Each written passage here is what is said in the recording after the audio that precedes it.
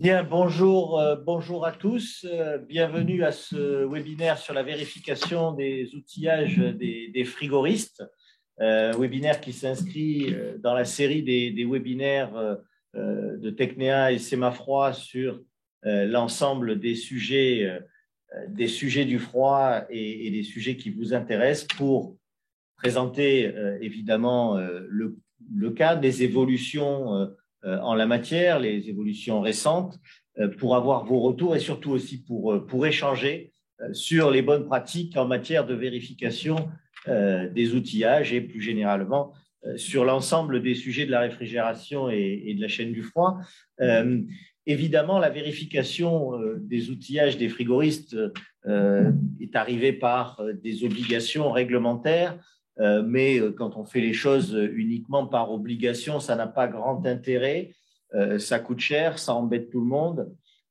Et l'objectif aujourd'hui, c'est de vous montrer que certes, il y a ces obligations, mais que ces vérifications d'outillage ont aussi un sens technique, un sens dans nos métiers, et qu'elles sont non seulement indispensables, mais aussi très utiles, et que quelque chose qui, au départ, coûte, est ennuyeux, eh bien, peut devenir un outil, un atout pour tous les professionnels du froid, pour être plus performants en termes de production, pour être plus performants en termes d'environnement, pour être plus performants en termes économiques et bien sûr pour être en totale conformité avec la réglementation. Donc, nous allons vous présenter aujourd'hui au cours de ce séminaire et bien évidemment les obligations réglementaires et ce que ça comprend en termes de vérification, et Nicolas Boudet présentera ces éléments-là. On élargira, la majorité des participants aujourd'hui sont français, mais ce sont des prestations que nous faisons dans le groupe Technéa Sémafroid ailleurs, et nous avons le plaisir d'accueillir aujourd'hui des clients italiens, des clients monégasques, des clients qui sont aussi présents sur d'autres continents, même si c'est la France, aux Antilles et à La Réunion. Et nous avons quelques différences dans les pratiques. Et Giuliano, qui est notre directeur Europe et en particulier Italie, présentera ces éléments-là. Et puis, nous échangerons avec vous avec les retours des clients qui travaillent avec nous sur ces sujets-là, pour certains depuis déjà de nombreuses années. Nous avons démarré ces activités-là en Italie il y a bientôt une dizaine d'années. Et puis, nous échangerons avec des questions-réponses, et c'est Olivier Vallée qui eh bien, voit ce qui se passe en matière de vérification d'outillage au bout du tuyau en tant que directeur de nos activités de certification et en particulier directeur des activités attestation de capacité pour la manipulation des fluides frigorigènes qui fera les conclusions avec en particulier une ouverture sur le futur, les évolutions prochaines et en particulier en ce moment où on discute des révisions de la réglementation européenne F-Gaz qui sous-tend ces vérifications d'outillage. Je vous souhaite à tous un très bon webinaire. Et je laisse tout de suite la parole à Nicolas Boudet pour présenter le cœur du sujet. C'est lui qui a organisé le webinaire et je le remercie pour cette organisation. Nicolas, je lâche le micro. Merci Gérald, tout le monde entend bien. Bonjour à tous. Je vais vous présenter, rapidement me présenter. Je ne sais pas si j'ai la main, Vincent. Oui, je suis en train de te la donner. Contrôle à distance. Tu peux la prendre si tu double-cliques. Et tu peux faire passer les slides. Voilà. Voilà. Merci. Je me présente rapidement. Je suis Nicolas Boudet, directeur du site de Cestas. Et puis j'étais en charge il y a quelques années de la préparation de ces vérifications d'outillage du point de vue de la réglementation et surtout des méthodes d'essai en tant que laboratoire d'essai. Je vais commencer par un petit tour sur la réglementation en vigueur. Certains sûrement la connaissent très bien, mais quelques rappels rapidement. En 2007, avec l'article R543-99 du Code de l'environnement pour tous les opérateurs qui doivent être mentionnés et obtenir une attestation de capacité, et l'attestation de capacité étant délivrée pour 5 ans. Suite à cela, nous avons effectivement en 2008 l'arrêté du 30 juin 2008 pour les délivrances des attestations des opérateurs qui a été modifié le 28 novembre 2011 selon l'article 4 et qui précise les détentions des outillages édictés dans l'annexe 2. Donc, suite à ça, je reviens en arrière, excusez-moi. Suite à ça, on a l'annexe 4 de l'arrêté du 30 juin qui précise que chaque équipement, chaque outillage doit être en bon fonctionnement et précise effectivement comment vérifier le bon fonctionnement de ces appareils. Et la vérification porte au moins sur un outil pour chaque type mentionné. À l'heure actuelle, on est sur 5 outillages. Et bien sûr, en 2014, la F-Gaz, leur réglementation européenne, sur le slide suivant, qui s'étend jusqu'à 2030 avec les problématiques de GWP pour les HFC, jusqu'à supérieur à 2500 et inférieur à 150 pour d'autres types de fluides, notamment les HFO. Voilà, c'est pour brosser globalement, en fait, la base en fait, normative et les décrets pour la vérification d'outillage, ce qui nous amène en fait à lister pour les catégories notamment 1 et 2, mais aussi 5, les types d'outillage, comme la station de récupération qui doit être conforme à la norme NFE 35421, le détecteur de fuite conforme à la 14624 qui a été révisée. Bien sûr, les raccords et les flexibles, les obturateurs sont inclus dedans dans cette vérification et dans, on va dire, la maintenance et dans le bon fonctionnement. Les manomètres, les thermomètres électroniques et bien sûr les balances où l'erreur maximale doit être inférieure à 5%. Et bien sûr, le matériel de marquage qui va avec, tout ça pour faire son bilan fluide à la fin de l'année. Donc, je vais de suite passer aux équipements. Comment on vérifie les équipements? Comment il est bon de les vérifier? Au SEMAFROID, notamment dans le groupe Technéa, on est parti, bien sûr, en tant que laboratoire de métrologie et d'essai, sur la méthode des 5M, sur les méthodes métrologiques de base, c'est-à-dire on vérifie en laboratoire ou sur site qu'on est bien dans les critères des milieux, de la méthode, des moyens, que la main-d'œuvre est qualifiée et que les matières sont respectées s'il y a des essais de matière. Tout ça, c'est conforme à notre politique d'ISO 17025 en tant que laboratoire. Et on dresse aussi également à chaque vérification, au moins pour ces 5 appareils, mais aussi pour d'autres, vous allez le voir, toujours un bilan d'incertitude et se donner une notion, quelles sont les incertitudes quand on fait une mesure, si on fait des erreurs systématiques ou aléatoires, et on en dresse un à chaque test. On va commencer par le premier appareil qui est la balance. La vérification fonctionnelle qui sont inscrits en fait dans ces textes, c'est bien sûr l'état des piles, le libre fonctionnement du plateau et la vérification du niveau à venir. Et la conformité, l'écart maximal toléré, c'est 5% du point de l'étendue de mesure. Donc en général, les balances de frigoristes vont de 0 à 100 kg. Alors, comment on fait? On fait en priorité un essai de répétabilité pour vérifier que l'étendue soit la bonne, ou à partir de la demi-étendue, on vérifie si la jauge de contrainte de la balance répond en fait à toutes les attentes et à une bonne répétabilité de mesure, et on en déduit en fait un écart. Mais aussi un essai d'exactitude, bien sûr, pour faire évaluer cette conformité des 5%. Pour cela, on utilise des masses étalons raccordés. Alors, on est d'accord, hein, ce n'est pas des essais COFRAC, mais tous nos matériels sont raccordés à des étalons nationaux qui sont vérifiés dans des laboratoires accrédités par le COFRAC. Et nos documents de référence, ben, c'est les documents de COFRAG, hein, les labs GTA, mais aussi l'OIML, où c'est un peu la Bible de la mesure de masse. Voilà. Voilà pour ces deux essais que l'on effectue sur les balances. En suivant, on a les manomètres. Alors, il n'y a pas de conformité sur les manomètres en tant que tel. Nous, c'est pour ça on a mis une conformité dessus. On estime que tant qu'à le vérifier, on le vérifier conformément à des normes. On trouve des normes pour s'y raccorder. Donc, en premier temps, effectivement, on fait la vérification fonctionnelle. Donc, l'état général des joints, des manomètres, des flexibles, des pièces mécaniques manœuvrables, les vannettes, les obturateurs s'il y a besoin. Et on fait une remise à zéro des manomètres à aiguille, si c'est des manomètres à aiguille analogique. Qu'est-ce qu'on fait comme test? On fait une test pour la conformité. Donc, on fait un écart relatif.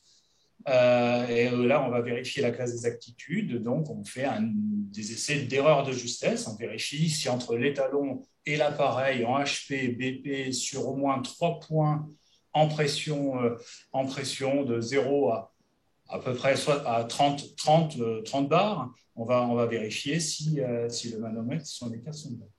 Mais aussi un test d'étanchéité, parce que c'est très important. Hein. On a des vannes, on a des vannettes, on doit fermer le circuit, il ne doit pas y avoir de fuite, donc on fait ce test d'étanchéité pendant au moins 5 minutes et on vérifie l'étanchéité.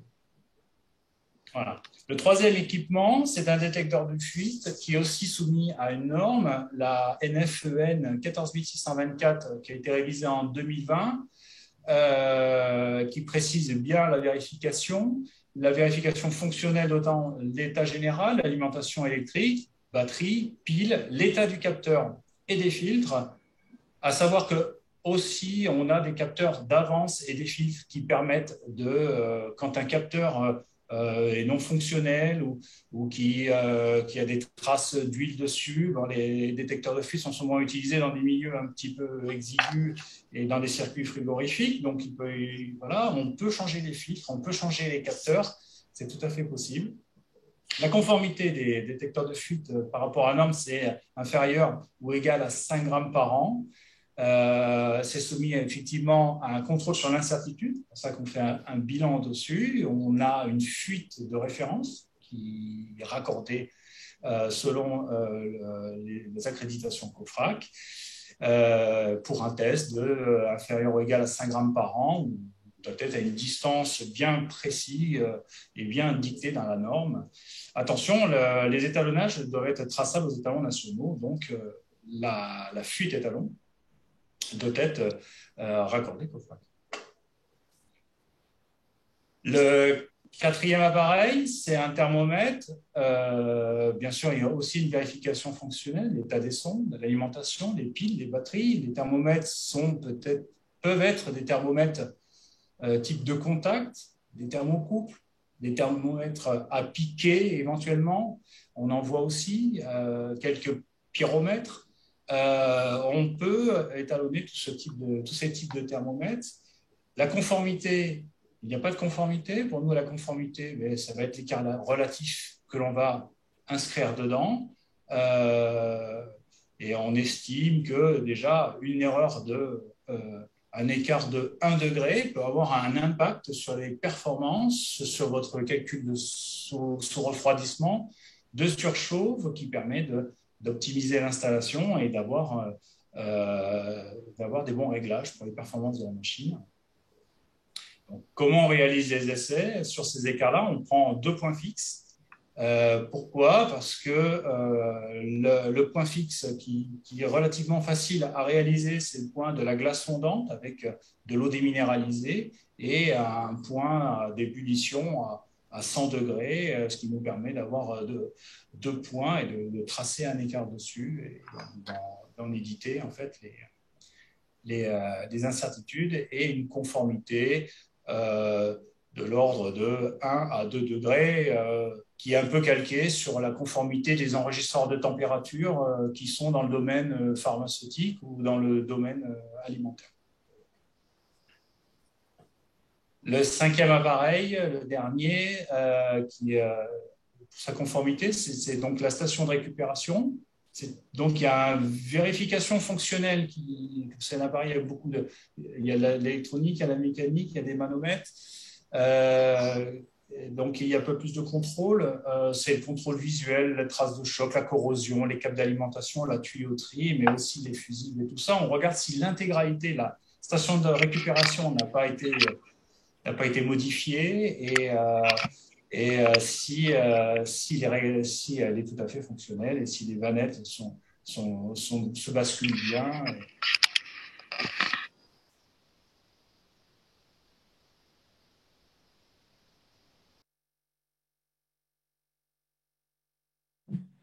Nicolas, on n'entend plus. Tu as désactivé ton son. On a loupé la dernière phrase. Ah ouais, non, je sais pas, c'est désactivé automatiquement. Excusez-moi. Oui, la conformité pour la station de récupération, c'est la norme NFE 35421 qui précise les modalités de la norme, de la vérification de la station de récupération, mais notamment le paragraphe numéro 10 qui précise tous les tests fonctionnels à faire sur cette station de récupération. Alors, qu'est-ce qu'on va faire dessus, parce que là, c'est très, très important. Hein. C'est comme la balance, il faut qu'on soit dans les bons écarts, parce que des erreurs de 5%, ça peut être lourd pour notre bilan frigorifique. Un problème sur la station de récupération, un problème d'étanchéité, ça peut être potentiellement des fuites. Donc, après la vérification à l'état général, on va faire un test d'atteinte du vide.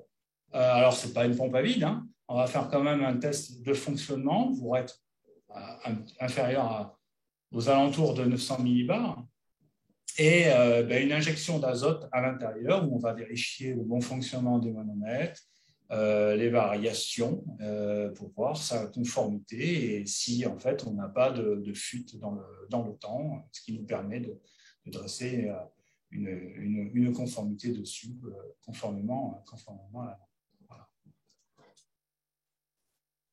Alors, mais aussi, on a d'autres équipements qui, pour l'instant, ne sont pas obligatoires, comme bientôt, ce qui va arriver, ça va être le manodétendeur au CO2, il y a la station poids-charge de véhicule catégorie 5, on teste aussi les pompes à vide, les détecteurs de fuite d'azote hydrogéné et bientôt les détecteurs de fuite HFC, HFO, qui font bigaz ou HFO tout court, et pour ça, il faut des fuites étalons qui sont conformes au test. Alors, comment on fait? Comment on intervient? Donc, au Sémafran, donc vous pouvez déposer vos équipements dans nos laboratoires à Fresnes, à Cestas, en Italie, à Saint-Pierre, à La Réunion, ce qui nous permet de prendre en charge directement les équipements assez rapidement. En général, c'est des lots de 5 ou plusieurs grandes quantités, plusieurs types d'équipements. Mais aussi, on a développé depuis un an des laboratoires mobiles partout en France, en Italie, avec des camions laboratoires équipés, climatisés. On a juste besoin de les brancher en 220 volts. Sur place, on est autonome, ce qui nous permet d'avoir un plan de travail et d'être toujours dans cette conformité métrologique pour pouvoir les tester et les appareils dans les bonnes conditions. Voilà pour tous nos types de prestations de vérification de stage. Parfait, je vous remercie et je laisse la main à l'équipe de Fresnes. Merci Nicolas. On a quelques questions suite à ta présentation. Est-ce que tu veux déjà y répondre, peut-être? Oui, pourquoi pas. Si tu veux, je vais te les lire. On a une question sur la réglementation impose-t-elle des obligations de vérification suivant des normes COFRAC? Non, il doit y avoir juste des raccordements pour la fuite étalon qui doivent être raccordés aux étalons nationaux. Mais on n'est pas obligé d'être un laboratoire COFRAC pour pouvoir le faire. Nous, on est un laboratoire COFRAC 17025, c'est pour ça qu'on applique ces méthodes. Alors, du coup, il y a d'autres questions qui disent « Peut-on nous-mêmes vérifier notre propre matériel de mesure ou devons-nous travailler avec un prestataire indépendant ?» Alors, il y a des procédures pour pouvoir vérifier vous-même vos équipements. Après, tout dépend si vous êtes conforme aux réglementations en vigueur et à la norme. Tout à fait. Alors, je peux peut-être rajouter sur ce point-là. C'est du domaine de la certification. Oui, c'est qui peut mieux répondre. Absolument, c'est dans le domaine de la certification. Donc, sur ce point-là, effectivement, un opérateur peut lui-même vérifier ses outillages à condition, évidemment, de fournir la preuve qu'il détient les équipements nécessaires à cette vérification et qu'il a une procédure interne de vérification qui respecte évidemment les exigences réglementaires.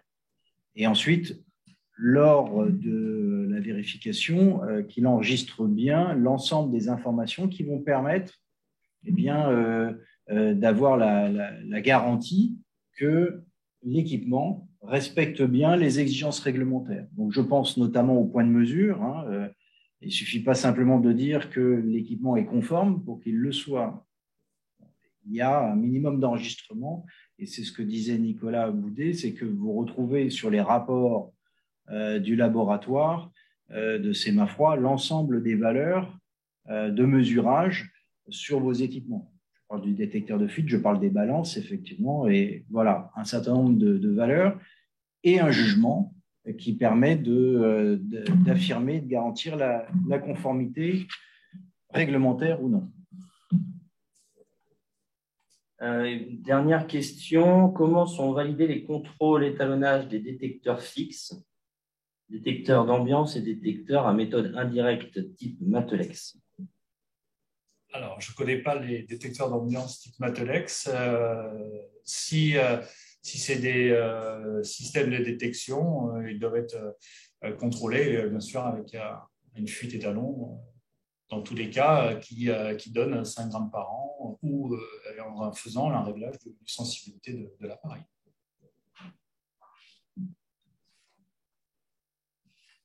Très bien.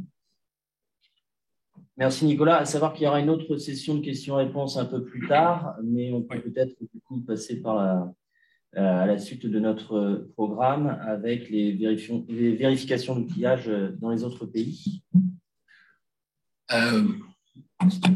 Merci. Bonjour à tous. Je m'appelle Giuliano Caselli. Je suis le directeur de Tecnia Italia, la filiale italienne du groupe Tecnia Sémafroid. Nous sommes en Italie depuis 2013 et nous sommes basés à Casale Monferrato, dans l'Italie du Nord.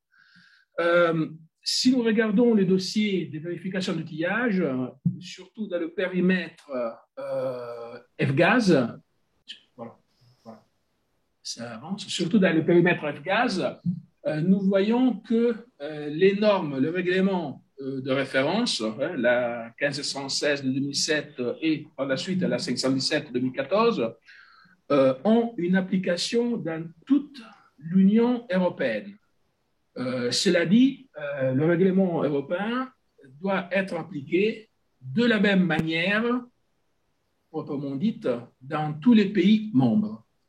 Ensuite, il est vrai qu'il y a des parties qui laissent je me permets de dire, liberté opérationnelle d'un point de vue de procédure aux différents pays. Mais attention, là, je vous parle de l'Union européenne. Si nous avons un regard international, il faut penser que la discussion sur les gaz a eu origine déjà par le protocole de Montréal en 1987, par la suite de Kyoto et les autres discussions qui ont fait suite. Et donc, dans les pays en dehors de l'Union européenne, il y a aussi des réglementations au niveau national qui interviennent sur la manipulation des fluides frigorigènes et le contrôle des moyens utilisés. Voilà, manipulation des fluides frigorigènes, la norme européenne met l'accent sur le fait que l'équipement doit être étanche. Donc, par conséquent, il faut pouvoir le contrôler. Il faut pouvoir le contrôler avec des éléments qui puissent permettre de vérifier qu'il soit vraiment étanche. Donc, les outils doivent marcher bien. Il faut les contrôler. Alors, ces contrôles sont nécessaires dans les cadres de la certification La certification est une obligation réglementaire d'un côté, mais aussi c'est nécessaire pour une reconnaissance et pour montrer un certain niveau professionnel. En Italie, ces deux aspects sont très importants et je souligne que il est nécessaire de vérifier les outillages aussi parce que c'est une opportunité importante pour garder un niveau de qualité de son propre service. Alors, dans le cas international, pour ce qui touche directement Tecnea Sémafroid, nous avons une base à La Réunion, océan Indien, où la réglementation et les procédures s'appliquent exactement comme dans le territoire métropolitain. Nous avons par la suite une base en Italie avec Tecnea Italia, où les procédures s'appliquent. Pour ce qui concerne la vérification d'outillage, nous sommes alignés c'est ce qui fait le groupe en France d'un point de vue de procédure et d'opération de vérification d'outillage. Les différences à souligner dans le cas italien sont surtout d'un point de vue de certification, c'est-à-dire que Tecnea Italia est soumise à accréditation Accredia et est reconnue comme organisme de certification par le ministère italien, ancien ministère de l'Environnement, aujourd'hui ministère de la Transition écologique. Le règlement de certification est un règlement de certification établi par Tecnea Italia et validé par Accredia et il est conforme à la réglementation européenne. Tecnea Italia s'occupe de attestation de capacité, donc c'est ce que nous appelons couramment certificazione delle imprese, la certification des entreprises, où justement une entreprise doit toujours montrer d'avoir une disponibilité d'instruments qui sont contrôlés, vérifiés. Je me permets de dire entre parenthèses, il faut avoir disponibilité de matériel qui est contrôlé et qui marche bien pour faire bien son propre métier. Tecnea Italia s'occupe aussi de attestation d'aptitude, donc c'est la certificazione delle persone, la certification du personnel, où les personnes sont testées et doivent montrer de connaître les sujets liés à l'F-gaz et à leur métier, et être capable d'utiliser les instruments du métier. Voilà. Donc, j'ai préparé, je donnais un peu un regard et nous voyons justement que les pays sont alignés parce qu'il y a une norme qui amène à être aligné d'un point de vue de certification européenne, mais c'est aussi le choix du groupe Tecnea Sémafroid de proposer des prestations standardisées parmi les différentes adresses du groupe. Donc, je répète qu'en Italie, donc nous pouvons faire des prestations en appliquant justement le protocole de la maison mère et justement nous émettons des documents lorsque nous travaillons sur le territoire italien justement en langue italienne et comme Tecnea Italia et nous sommes capables d'intervenir aussi à l'étranger soit en déplacement, soit en récupérant les instruments, les amenant dans nos laboratoires et après les redéposant chez le client. Et nous sommes capables d'émettre les documents comme prestataires du groupe et donc conformément pour l'utilisation en France. Voilà. Justement, moi, je m'arrête là pour la présentation générale de ce qui se passe à l'étranger. Je lance un peu la parole à Olivier Ballet qui interviendra par la suite. Et entre-temps, il est important de laisser la parole au témoignage de nos clients. Effectivement. Alors, on a mis le premier témoignage, c'est Monsieur Ramès de chez Oris Service. Est-ce que vous nous entendez? Ah oui, tout à fait. Vous m'entendez bien? Parfait. Bonjour. Bonjour tout le monde. Alors, oui, effectivement, quand j'ai vu ce webinaire, j'étais toujours très intéressé. On m'a proposé effectivement de faire un témoignage. Alors, c'est venu spontanément. Pourquoi? Tout simplement, on avait l'habitude chaque année, nous, de contrôler nos outillages par des procédures assez complexes et c'était dans un laps de temps assez réduit. Suite à un audit qu'on a eu, on a découvert que la nouvelle réglementation, il y avait des nouvelles réglementations, comme l'a expliqué M. Boudet. Et donc, par rapport à ça, on se retrouvait comment on allait faire. Et il nous restait, par rapport à notre délai, ou au moment où on faisait nos contrôles, on avait presque, je dirais, un jour ouvré, presque, ça correspondait à 2 mois et demi, 3 mois. Nous avons à peu près plus d'une centaine de techniciens répartis sur toute la France, dans différentes agences. Et donc, la difficulté, c'était effectivement de pouvoir réaliser ces contrôles.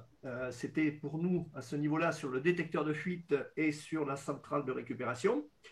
Et donc, nous avons cherché des solutions. Le problème, c'est qu'en très peu de temps, ce n'était pas facile. Et puis, nous avons eu la chance de rencontrer M. Boudet, qui nous a apporté une solution. Et je vous avouerai que c'était pas du tout évident parce que même, je pense qu'il a été, il a été très sympa avec nous parce que plusieurs fois, on a été obligé de changer, je ne dirais pas au dernier moment, mais des fois une semaine à l'avance, une organisation ou même des rendez-vous. Puis là-dessus, quoi dire, à part merci, parce que franchement, ça a pu être réalisé dans des conditions convenables. On a eu les résultats, on a eu tout ce qu'il fallait en temps voulu, comme on voulait. Et franchement, là, quoi dire de plus? Ce que j'ai vraiment apprécié, c'est l'écoute. Ils ont vraiment pris en compte nos problèmes. Et je peux vous dire que réaliser ça en 2-3 mois, et M. Boudet pourra vous l'expliquer, ça a été fait dans différentes régions à tout point, mais bon, ça s'est bien passé. Je peux vous dire que oui, dans ces cas-là, c'est quand même appréciable. Il y a des petits points de détail qui permettront de s'améliorer, mais là, c'est de notre côté à tous les niveaux, même au niveau de l'entente des deux sociétés. Mais franchement, je ne peux vous dire que merci. Et les résultats, même au niveau des techniciens et des agences, j'ai eu que des bons retours, puisque systématiquement, quand il y avait un contrôle, soit par les véhicules ou alors le matériel que l'on a amené au niveau des centres d'essai, tout s'est bien passé. Et puis voilà, c'était tout simplement mon petit commentaire que je voulais faire parce que vraiment, ça s'est bien passé. Merci encore à M. Boudet pour son écoute et son aide pour réaliser ça. Merci à vous, M. Ram. Merci beaucoup pour ce témoignage. Oui, merci beaucoup. Nous avons aussi le témoignage de M. Cortecci qui est connecté, je crois, qui voulait intervenir. Alors, du coup, Giuliano, c'est un peu spécifique puisque c'est en Italie. Oui. Plastobloc, il est représenté ici par M. Cortecci, c'est un client historique de Tecnea Italia. Et voilà, donc je laisse la parole à Bruno pour présenter.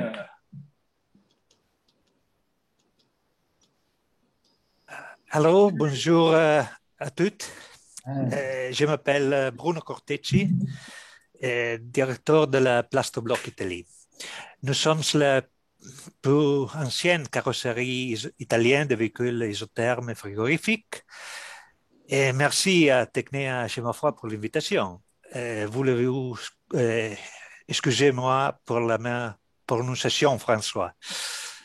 Nous travaillons avec Tecnea Chemafroid depuis de nombreuses années et nous apprécions grandement la disponibilité et le sérieux des techniciens qui viennent vérifier notre outillage. Il est très important pour nous d'avoir confiance dans les mesures dans le travail quotidien.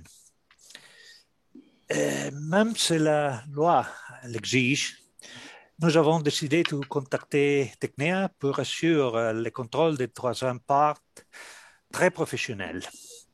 De plus, avec Tecnea, nous sommes sûrs d'avoir un partenaire toujours conforme à la dernière réglementation européenne et internationale. C'est la seule façon pour nos clients de se sécuriser de notre diagnostic.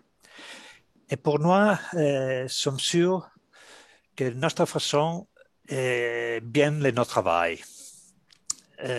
Merci. Merci à toi, Bruno. Mille grazie. Grazie. Félicitations pour ton français. Non, excusez-moi. C'est parfait. Merci. Merci. Et Au revoir. au revoir, Bruno. Ciao. Grazie mille. Je voudrais laisser la parole à M. Perrona, qui, pour sa société, est aussi en contact avec Tecne Italia. Nous sommes dans le cadre d'une intervention de Tecne Italia en France, en partenariat avec la maison mère, c'est ma foi. Et donc, je laisse la parole à M. Perrona de l'aéroport de Nice. Oui, bonjour messieurs, m'entendez-vous tous? Très bien, oui, parfait. Bon, très bien. Alors, je travaille pour la Direction générale de l'aviation civile sur l'aéroport international Nice-Côte d'Azur. Je suis chef de section énergie et climatisation.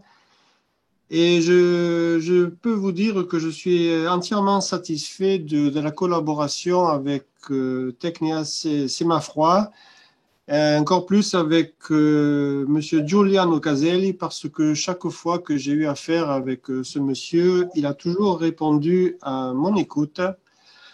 Et je peux vous dire que ça fait plaisir de travailler avec quelqu'un qui est honnête, ponctuel, parce que quand il vous dit je viens à telle heure pour être sûr qu'il est là à la minute, ça fait plaisir de travailler dans ces conditions-là. Vu notre situation géographique, c'est M. Caselli qui est venu chez nous chercher le matériel, parce que par le passé, nous avions eu des problèmes avec le transporteur. C'était TNT, me semble-t-il. Et auparavant, nous envoyions le matériel à contrôler dans vos services. Et puis, on avait eu des soucis. Un matériel avait été cassé. À cette époque-là, Semafroid avait eu un comportement à la hauteur parce que il nous avait dédommagé du matériel cassé. Tout s'était très bien passé. Donc désormais, nous, ce que nous souhaitons, c'est que Semafroid vienne contrôler chez nous, dans notre atelier, notre outillage pour ne plus avoir ces désagréments-là. Et M. Caselli, à cet effet, m'avait gentiment proposé de venir chez nous pour récupérer le matériel, et puis dans un laps de temps très très court, moins d'une semaine, je crois que c'était 3 jours ou 4, il nous avait ramené le matériel impeccable, très bien étiqueté, et on voit au travers de ces agissements un sérieux de l'entreprise Semafroid. Donc, dans le futur, si cela peut se reproduire encore, moi, ça me satisfait complètement. Je sais aussi que vous avez la volonté d'avoir des appareils, des labos mobiles, et on est preneur aussi pour, si vous pouvez venir le faire chez nous à domicile, quoi. Voilà, donc d'une manière générale, je suis très satisfait de ce partenariat, de cette collaboration avec surtout Tecnia Italia, parce que, outre le sérieux, M. Caselli est quelqu'un de très agréable, de très poli, de très courtois. Mais vraiment, c'est un plaisir de travailler dans ces conditions-là. Voilà tout le mal que j'avais à dire de votre société. Merci beaucoup, M. Perrona. Écoutez, merci beaucoup de ma part, de la part de toute mon équipe de Tecne Italia et aussi de la part de l'équipe de Tecne Semafroid pour ces beaux compliments et ces beaux témoignages. La prochaine fois, nous viendrons avec la camionnette laboratoire qui sera disponible, hein, promis. Perfetto. Benissimo. Merci beaucoup. C'est moi qui vous remercie, au plaisir. Merci beaucoup. Alors, on avait d'autres clients qui souhaitaient un peu nous apporter leur satisfaction.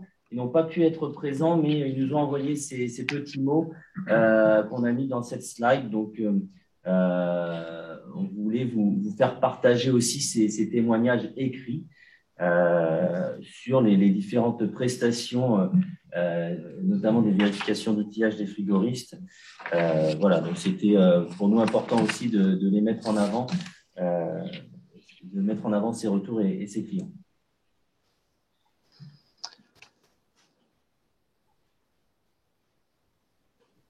On va passer peut-être aux questions-réponses. Alors, on a eu plusieurs questions sur lesquelles Nicolas a répondu, mais on va pouvoir aussi répondre un petit peu à tous. Alors, il y avait une question sur les formations. Faites-vous des formations pour le contrôle des stations de récupération et faut-il obligatoirement transférer du fluide pour la contrôler? Nicolas, je ne sais pas si tu veux parler. Je sais que tu as déjà répondu. Oui, alors pour le transfert du fluide, effectivement, j'ai répondu qu'on ne transférait pas du fluide frigorigène. Hein. On évite toute fuite et toute manipulation du fluide conforme à la réglementation. On utilise de l'azote, hein, tout simplement. C'est un gaz neutre. Pour les formations, en fait, le test en lui-même, la station de récupération, c'est votre attestation d'aptitude qui fait que vous savez vous servir d'une station de récupération. On ne fait pas de formation en tant que telle pour vérifier vos appareils. C'est l'attestation d'aptitude en tant que frigoriste qui vous permet de le faire. Merci. Alors, une question, est-ce que tous les techniciens certifiés F-Gaz doivent étalonner leurs outils de travaux? Je pense que tu as déjà répondu, mais s'il faut… Alors, peut-être que je peux répondre là-dessus. Donc, une entreprise, pour pouvoir manipuler des fluides, doit être certifiée. Pour cela, ça s'appelle l'attestation de capacité à manipuler les fluides frigorigènes. Et pour cela, l'entreprise doit démontrer qu'elle a à la fois les compétences, les moyens et les méthodes. Et parmi les moyens, on parle des outillages. Et donc, les outillages doivent être vérifiés tous les 12 mois selon un certain nombre d'exigences réglementaires qui ont été détaillées par Nicolas, qui touchent à la fois l'aspect fonctionnel et l'aspect métrologique pour certains types d'outillages, comme le détecteur de fuite ou la balance. Parfait. Faut-il avoir un lot de matériel par technicien et monteur, même s'ils sont en équipe de 2? Et est-ce qu'il y a un justificatif à donner dans ce cas-là? Alors, je vais répondre là aussi. Il existe une règle, en fait, on peut la retrouver dans un document qui s'appelle document d'interprétation de la réglementation, qui donne les règles de répartition. Je ne sais pas, peut-être qu'on peut les afficher si c'est possible. Là, peut-être pas. Bon, on pourra vous les transmettre si vous le souhaitez. Donc, il existe des règles de répartition, effectivement, du nombre d'outillages par personne. Pour une entreprise qui fonctionne simplement avec un frigoriste, évidemment, c'est un jeu d'outillage par défaut par frigoriste. Tout le monde le comprend. Il est clair que, par exemple, pour les équipes qui sont en 3-8, là, on ne va pas demander un jeu d'outillage par équipe. Un jeu d'outillage pour une équipe suffit. Voilà, il y a des règles qui sont établies pour à peu près tous les types d'organisations. Donc, ce document-là, il est disponible notamment sur la plateforme DataFluid, qui est notre plateforme de Semafroid de gestion des attestations de capacité. Très bien. Alors, une question, est-ce qu'un laboratoire mobile est prévu pour venir en Corse et si oui, à quel prix?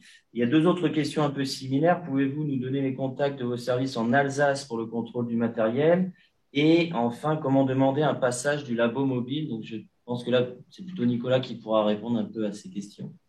Oui, j'étais en train de répondre. J'ai répondu aussi pour la Corse. On a effectivement un passage qui est prévu pour la Corse. Ça s'organise parce qu'on va essayer de faire le maximum sur l'île, hein, du nord au sud.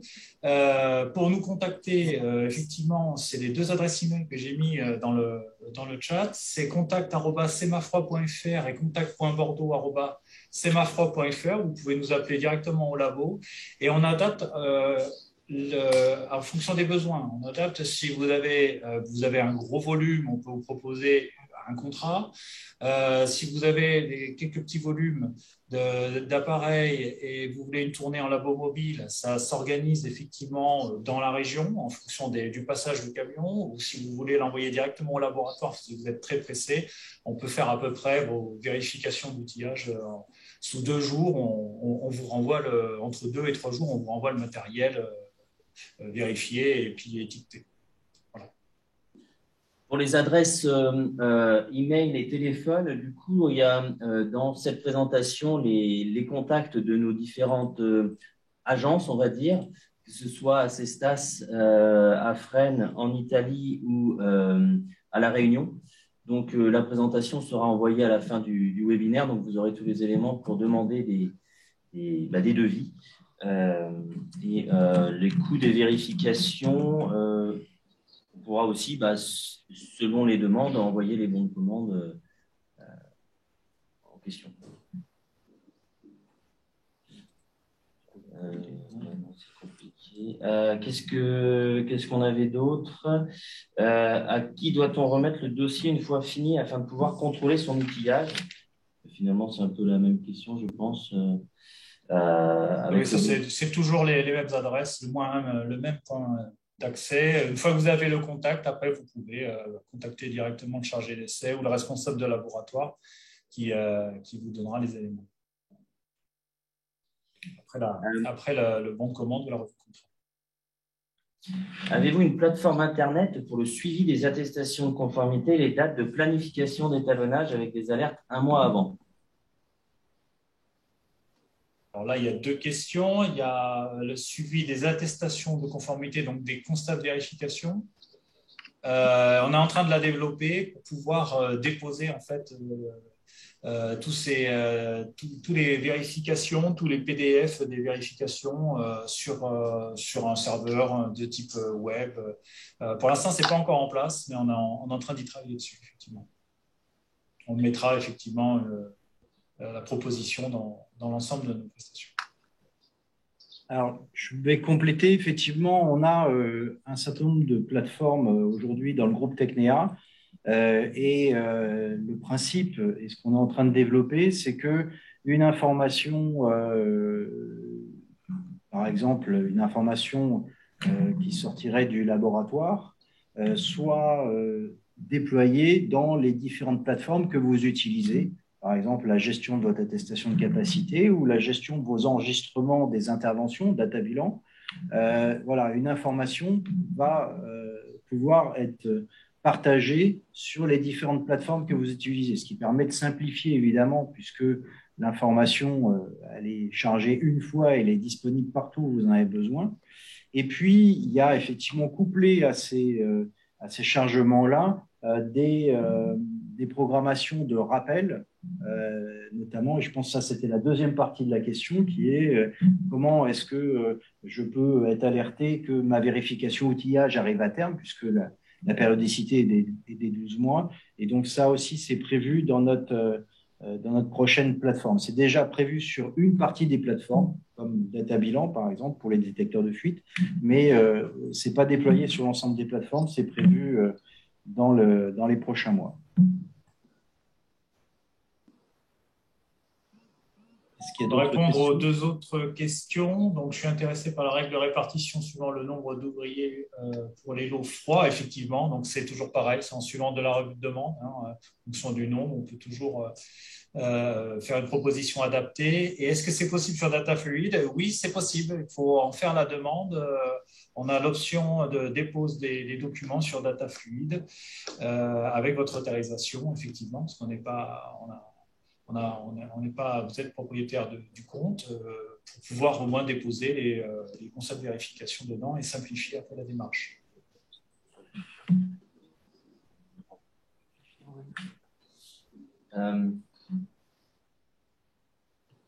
Les délais d'intervention, il y a une question là-dessus, Nicolas, je ne sais pas si tu veux… Sur la dépose du matériel, donc je suppose, Rungis, c'est dans les laboratoires de Fresnes, c'est pareil, tout dépend en fait de la programmation, mais sous 1 à 2 jours, si c'est un kit de 5, on peut vous rendre très rapidement les matériels. Des fois, on le fait dans la journée, si c'est bien programmé, vous le déposez le matin, vous le récupérez l'après-midi. Ça dépend toujours de la quantité. Je vais essayer. OK. On va garder les dernières petites questions pour la fin peut-être, mais si possible, on va avancer dans le programme.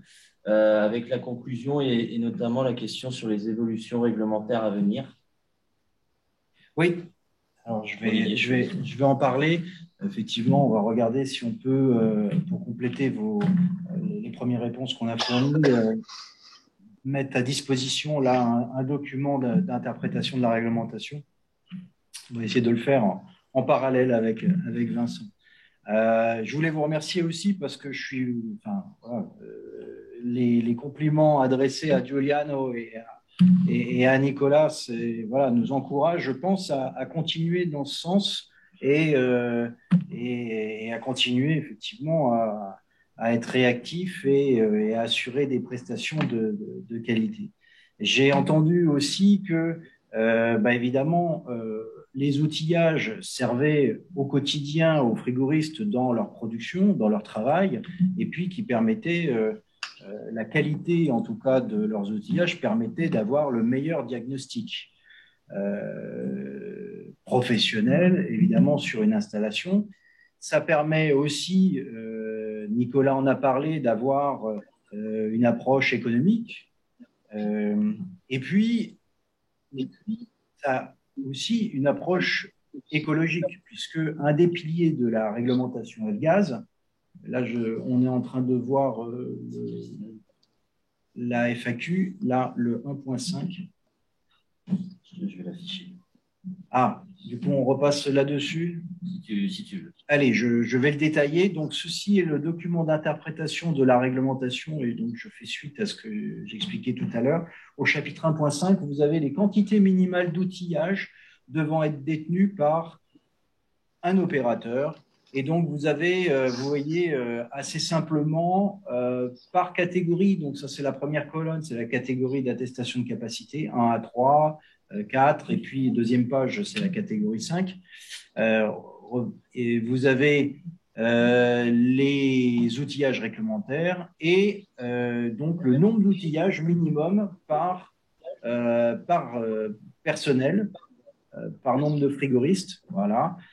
Donc, un outillage pour 4 pour du personnel poste fixe, un outillage pour 3 pour du personnel poste fixe en 3-8, etc. Et vous avez aussi le cas des personnels itinérants, évidemment, à traiter. Donc, vous avez cette répartition. Il peut y avoir des répartitions qui sortent, mais ça, d'expérience, c'est assez exceptionnel, de ces catégories génériques. Et dans ce cas-là, on vous demande, dans le cadre de la délivrance de votre attestation de capacité, de préciser votre organisation de travail, qui peut aussi être liée au type de fluide que vous manipulez. Voilà, ce document-là, on pourra peut-être l'envoyer si c'est intéressant pour vous. Donc, on peut l'envoyer à tous les participants de ce webinaire. Alors, je fais le lien, du coup, à nouveau avec la réglementation. Donc, évidemment que la réglementation F-Gaz, son premier pilier, c'est le fait d'assurer le confinement. Donc, on parle d'étanchéité. Et puis, un deuxième pilier, c'est la réduction progressive de la quantité de fluides mis sur le marché, notamment les fluides de type HFC.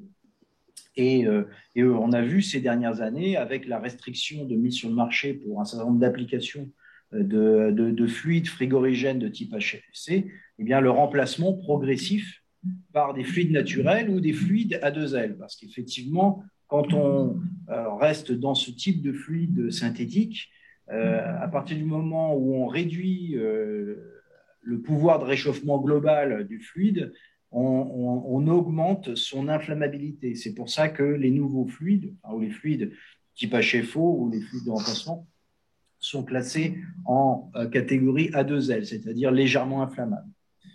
Donc, et parmi les fluides naturels, on a des fluides qui peuvent être toxiques ou qui peuvent être plus fortement inflammables. Je pense aux hydrocarbures. Donc ça, c'est la première chose. Donc on voit qu'il y a une évolution forcément dans la pratique liée à la réglementation F-Gaz, une évolution du type de fluide qui est manipulé. Et puis, actuellement, il y a des discussions, et donc c'était l'occasion aussi d'en parler, des discussions sur la révision de la réglementation F-Gaz avec un projet. Donc aujourd'hui, il y a quelques fuites, mais elles sont à prendre de manière relative, puisqu'on attend le projet de modification du règlement début avril.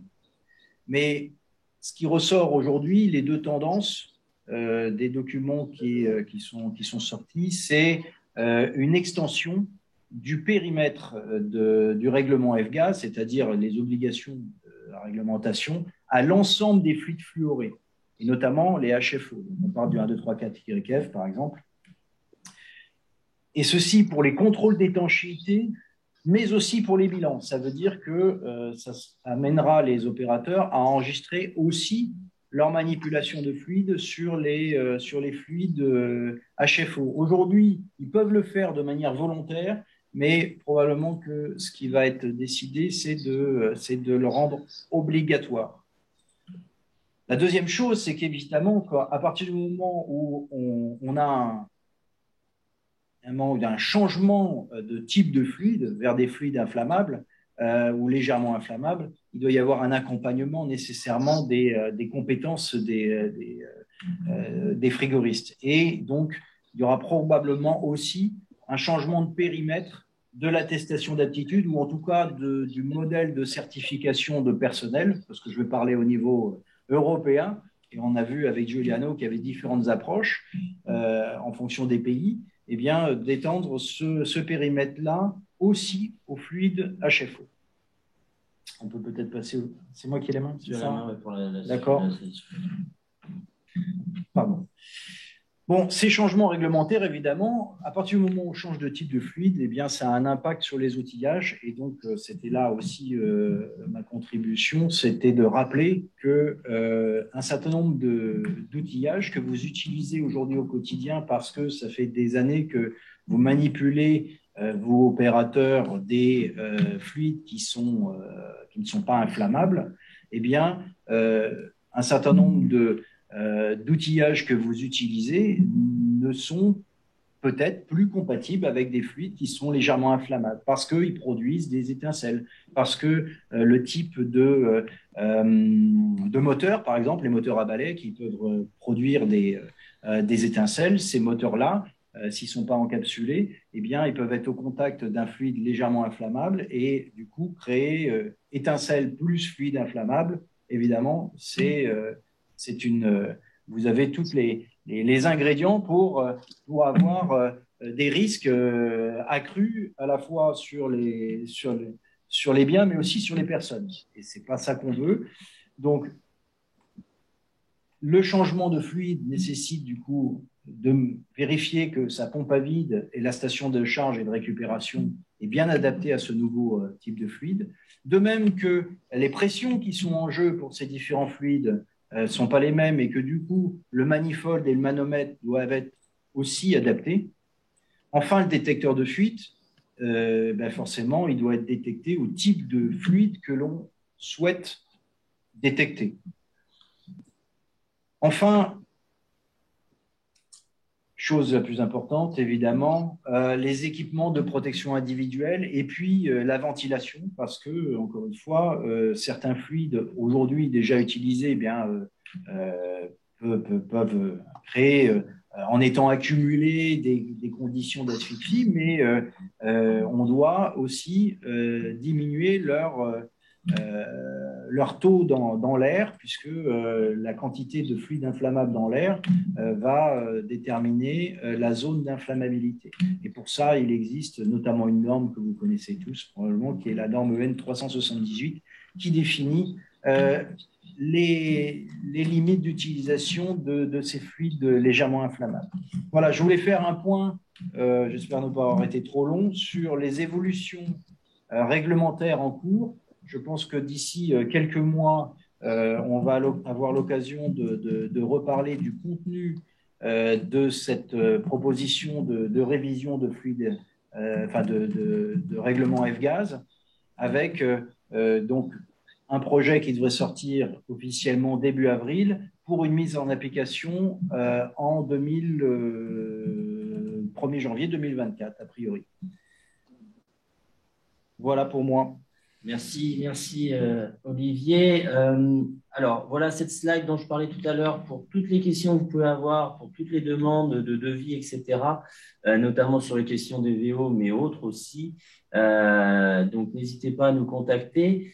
Pour information, il y aura un lien vers une enquête de satisfaction qui vous sera envoyée dans les prochaines minutes et prochaines heures. Donc, n'hésitez pas à apporter vos retours. Et on voulait faire une petite ouverture aussi sur nos autres webinaires. Les prochains webinaires qui auront lieu donc, dans les prochaines semaines et prochains mois, et notamment 2 qui peuvent peut-être vous intéresser sur les fluides frigorigènes. Et Olivier, si tu veux peut-être les présenter, un sur Data Bilan pour faciliter la gestion des déchets, enfin en tout cas le lien avec Track Déchets, et puis un autre sur le bilan des bilans fluides 2021, donc le 24 mars, c'est la semaine prochaine pour Data Bilan, et le 14 avril pour les bilans fluides. Donc on a mis les liens pour vous inscrire, et puis les QR codes si vous voulez vous inscrire. Je ne sais pas si tu veux en dire 2 mots. Volontiers, effectivement. On sort de la période des bilans. Vous savez que chaque opérateur doit déclarer chaque année, entre le 1er janvier et le 31 janvier, la quantité de fluide manipulé l'année précédente. Il doit le déclarer à l'organisme qui lui a délivré l'attestation de capacité. Donc, c'est ma foi, si vous êtes là. Et dans ce cadre-là, voilà, on voulait vous faire un retour parce que je sais que bon nombre d'entre vous ont passé du temps pour préparer ce bilan. Donc, c'était l'occasion d'échanger sur vos éventuelles difficultés. On avait fait 1 ou 2 webinaires avant les bilans pour essayer d'expliquer comment les appréhender au mieux. Là, c'est plutôt la partie retour. C'est qu'est-ce que vous avez déclaré, en gros, quelles sont les tendances du coup d'utilisation des fluides, parce qu'avec les différentes restrictions qui sont apparues dans la F-Gaz, c'est important de voir à peu près où on en est. Et puis, comment obtenir le plus rapidement possible et le plus simplement possible votre bilan. C'est l'occasion de parler de data bilan et c'est l'occasion aussi de parler de l'évolution réglementaire. Donc, vous êtes probablement au courant, et je fais que le rappeler ici, qu'à partir du 1er juillet, pour tous ceux d'entre vous qui manipulent des fluides frigorigènes et qui font de la récupération de fluides, à partir du 1er juillet 2022, il est obligatoire d'utiliser une plateforme qui s'appelle plateforme Track Déchets, qui est une plateforme publique. Ceci dans le cadre d'une réglementation aussi européenne de digitalisation, de numérisation, on devrait dire plutôt, de la remise en traitement des fluides usagés. Voilà, enfin, des fluides usagés qui sont considérés comme des déchets dangereux. Donc, ça concerne l'ensemble des déchets, dont les fluides frigorigènes. Donc, à partir du 1er juillet 2022, plutôt que d'utiliser la partie basse de votre CERFA 15 497 02, eh bien, vous devrez utiliser cette plateforme-là pour déclarer la remise en traitement ou la remise à votre distributeur d'une bouteille de récupération de fluide. Alors, et nous, on vous montrera comment on a pu simplifier en fait cette déclaration en créant un lien direct entre Data Bilan et Track Déchets, ce qui vous évite, en tout cas ce qui évite aujourd'hui à ceux qui utilisent Data Bilan de devoir ressaisir un certain nombre d'informations sur le site Track Déchets. Voilà, donc on se reparlera la semaine prochaine et début avril, hein, c'est ça? Donc, la semaine prochaine pour Track Déchets, effectivement, et le 14 avril pour le bilan des bilans. Voilà. Donc, n'hésitez pas à aller sur notre site semafroid.fr pour voir nos actualités, notamment les prochains webinaires, et pour pouvoir vous inscrire. Donc, on a parlé de ceux sur les fluides, mais il y a également aussi d'autres webinaires sur la certification des meubles frigorifiques de vente, sur l'inspection des ICPE, sur le bilan éclair au mois de juin, enfin le bilan du programme éclair, et puis au deuxième semestre, on a d'autres webinaires de prévus. Donc, n'hésitez pas à vous y inscrire. Je ne sais pas si on a quelques minutes, si vous voulez, pour finir les dernières questions. Ou... Pourquoi pas, oui. Nicolas y a répondu sur le chat pour la plupart, mais notamment sur si on a des services, des questions sur les ESP, effectivement, le Sémafroid a des pôles inspection et expertise qui peuvent vous apporter des réponses à ce sujet-là. Mais sinon, je ne sais pas. Du coup, les demandes, il les adresse à quel email peut-être Ouais, alors Nicolas y a répondu, mais du coup, effectivement, voilà, les questions. Donc ça, c'est sur la VO, mais vous avez aussi les liens vers les liens un peu plus génériques du Sémafroid. Vos questions seront dispatchées. Très bien. D'autres questions Non, quelques remarques sur les bilans SIDEREP qui sont encore ouverts pour les opérateurs qui ont fait des cessions de fluides jusqu'au 31 mars. C'est juste des remarques, voilà, sur le fait que Track Déchets, certains distributeurs ne sont pas prêts, et que Track Déchets est déjà opérationnel pour les HFO et NH. Oui. Effectivement, les slides vous seront envoyés avec l'enquête de satisfaction et puis un petit lien aussi vers la rediffusion vidéo de ce webinaire. On vous remercie. Merci à tous. Merci à tous. Merci pour vos interventions et merci d'être présents pour tout le monde. Merci beaucoup. Merci beaucoup à tous. Excellente Bonne journée. Au revoir. Excellente journée. Bye. Merci, au revoir. merci, au revoir.